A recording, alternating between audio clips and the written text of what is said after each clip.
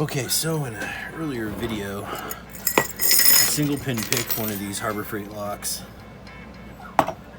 They're the 50 millimeter, come in a 3-pack, and there isn't any kind of security wafer behind the core, so I'm pretty sure you could just push the locking pawls out of your way because you can go right beyond that core. I don't know if you need 2 L tools or what, but it looks like it's possible. I mean, but obviously you could shim it anyway because it has locking pawls.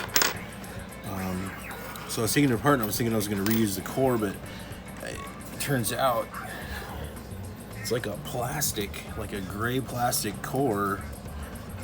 And then it got me thinking, I'm definitely not going to reuse that. I mean, it's got some pretty decent bitting. Maybe I can reuse the pins and the springs, but then I was thinking like, well, if it's a plastic core, could we just overcome the shear line, you know? Like, I mean, I don't know. Because there's, this lock only goes one way, so yeah, I don't know that that's gonna work. Maybe, oh, right there. So, plastic core.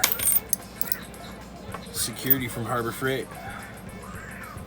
All you need is the right leverage and flat tip screwdriver. That's super lame. Plastic core honestly sucks.